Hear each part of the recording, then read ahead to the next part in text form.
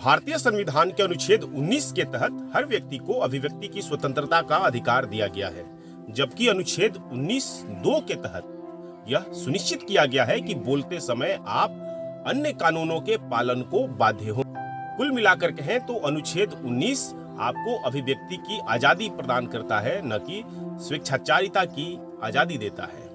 Press यानी समाचार पत्र, एजेंसी, टीवी चैनलों के लिए कोई अलग से प्रावधान नहीं है। ये भी नागरिक अधिकारों और अभिव्यक्ति की स्वतंत्रता का प्रयोग ही करते हैं। यह बात आज कहने की जरूरत क्यों पड़ी?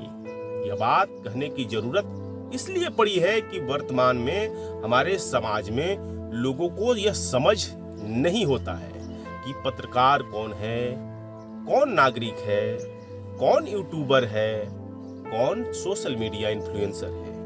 अक्सर लोग कहते हैं किसी सोशल मीडिया इन्फ्लुएंसर को भी पत्रकार कह देते हैं। आपको मालूम होना चाहिए कि पत्रकारिता के लिए भारत में जो भारत सरकार का सूचना एवं प्रसारण मंत्रालय है या प्रेस काउंसिल ऑफ इंडिया है या राज्य सरकारों का जो सूचना विभाग है, वो समय समय पर गाइडलाइन जारी करता है। यानी पीआईबी एक्ट के तहत निबंधित संस्थान के जो कुछ प्रतिनिधि होते हैं जो समाचार संकलन के लिए सरकार से अधिकृत होते हैं, सरकार उन्हें प्रेस कार्ड भी जारी करती है विभिन्न अवसरों पर, जैसे विधानसभा का समाचार संकलन करना हुआ, चुनाव का समाचार संकलन करना हुआ।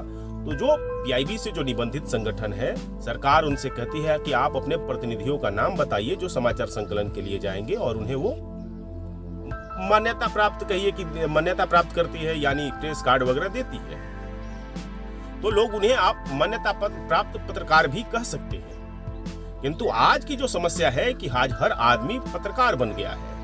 आए दिन देखते हैं कि आप कोई भी यूट्यूब चलाने वाला व्यक्ति, कोई भी सोशल मीडिया इन्फ्लुएंसर माइक और कैमरे के साथ में स्कूलों में घुस जाता है। आप समझिए बात को, और लोग उन्हें पत्रकार समझ लेते हैं। और वो जिस अथॉरिटी से बात करनी चाहिए, जो सक्षम पदाधिकारी से बात करनी चाहिए, उससे बात नहीं करके एक काम करने वाले एक शिक्षक को तंग करता है, उनसे सवाल करता है, पठन पाठन में उनका हस्तक्षेप करता है। यदि सोचिए कि आज तो हजारों की संख्या में यूट्यूबर हैं, कोई हजारों की संख्या में यूट्यूबर एक विद्यालय में घुस जाए तो कितनी अराजकता फैलेगी। दिक्कत इस बात की है कि समाज में ऐसे लोगों को भी पत्रकार समझ लिया जाता है। ये लोग पत्रकार नहीं है, ये सोशल मीडिया इन्फ्लुएंसर है, यूट्यूबर है, ब्लॉगर है। मान लीजिए कि मैं आपसे बोल रहा हूं, कुछ अपील कर रहा हूं इस डिजिटल मीडिया के माध्यम से, तो मैं पत्रकार नहीं हो गया। बहुत सारे समाचार संस्थानों में भी के नाम पर भी ऐसे लोग चले आते हैं जो खुद को पत्रकार बताते हैं और धौंस जमाते हैं। तो देखिए, पत्रकारों को निर्धारित मानदंड के तहत काम करना होता है। आपको भी एक नागरिक होने के नाते आपको समझना पड़ेगा कि सूचना क्या है, खबर क्या है। सूचना, पत्रकारों का काम है सत्य की खोज, यानी सत्य की तलाश।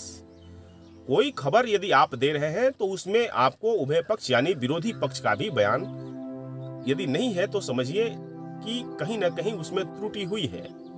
यदि विरोधी पक्ष से बयान नहीं लिया गया है तो समझिए कि उन्हें उस बात को उल्लेख करना चाहिए उस खबर में कि हाँ, उनका बयान नहीं लिया जा सका है। तो सूचना संकलन के, समाचार संकलन के, समाचार लिखने के भी कुछ माध्यम होते हैं, कुछ निर्धारित शर्त होते हैं। उन शर्तों के तहत पत्रकारिता करना बहुत श्रम साध्य का काम है, बहुत मेहनत का काम है और ईमानदारी का काम है। एक पत्रकार होना मुश्किल काम है, ये आसान काम नहीं है। दुर्भावना से उसमें आपको प्रेरित होकर पत्रकारिता आप नहीं कर सकते हैं। समाचार संकलन करते समय, समाचार लिखते समय आपको इस बात का ध्यान देना होता है कि आप पत्रकारिता मानदंडों के तहत काम कर रहे हैं। यह अलग बात है कि आज बहुत सारे पत्रकार ऐसा नहीं करते हैं।